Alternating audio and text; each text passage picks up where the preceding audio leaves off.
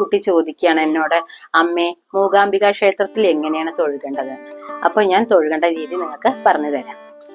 മൂകാംബിക ക്ഷേത്രത്തിൽ ദർശനം നടത്തുന്ന സമയത്ത് നമ്മളെ നാലമ്പലത്തിലേക്ക് ചെല്ലുന്ന സമയത്ത് പഞ്ചലോഹത്തിൽ കാണുന്ന ദേവിയുടെ രൂപത്തെ നമ്മൾ ആദ്യം കാണുക.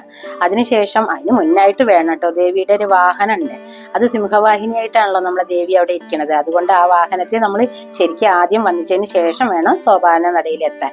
പിന്നെ ഭഗവതി ഒരു നിമിഷം കാണാൻ സാധിക്കുന്നതിന് നമുക്ക് ഭാഗ്യമായിട്ട് തോന്നല്ലേ, അതന്നെ ധാരാളം എന്നാ നമ്മൾ കരുതണം. എങ്കിലും അതിനുശേഷം നമ്മൾ എന്താ വേണ്ടെന്ന് അറിയോ? അകത്തെ പ്രദക്ഷിണ വഴിയിലൂടെ ചെല്ലുമ്പോഴേ നാലമ്പലത്തിൽ തന്നെ നമ്മളെ തെക്കേ നാലമ്പലത്തിലേക്ക്, അപ്പൊ അവിടെ ചെല്ലുമ്പോൾ നമ്മൾ കാണേണ്ടത് എന്താണെന്നറിയോ?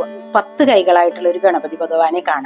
അവിടെയും നമ്മൾ തൊഴുകണം കേട്ടോ. എന്നിട്ട് നമ്മൾ പടിഞ്ഞാറ് ഭാഗത്തേക്ക്, അപ്പൊ അവിടെ ചെല്ലുമ്പോൾ കിഴക്കോട്ട് ദർശനമായിട്ടേ ശങ്കരാചാര്യർ ഇരുന്ന് എന്ന് വിശ്വസിക്കപ്പെടുന്നൊരു ശങ്കരപീഠം നമ്മൾ അവിടെ കാണണം കേട്ടോ. അപ്പൊ നിങ്ങൾ ആ പ്രതിഷ്ഠയും നമ്മൾ നല്ലോണം തൊഴുകണം. അതൊരു വിഗ്രഹമായിട്ടാണ് അവിടെ. പിന്നെ നമ്മൾ എന്താ വേണ്ടേ? അതിനുശേഷം നമ്മൾ പുറത്തേക്ക് കടക്കുക. എന്നിട്ട് തൊഴാനായിട്ട് ശ്രമിക്കുക. എല്ലാവർക്കും അറിയാം, എന്നാലും ഞാൻ അറിയാത്തൊരു കുട്ടിക്ക് വേണ്ടിയിട്ടുള്ള ചോദ്യത്തിനുള്ള ഉത്തരമാണ് കേട്ടോ. അങ്ങനെ പുറത്ത് തൊഴുത് നമ്മൾ 4 പുറയൊക്കെ നല്ല നടന്ന് കണ്ട് നല്ലോണം ഭഗവതിയെ മനസ്സിലൊക്കെ ധ്യാനിക്കുക.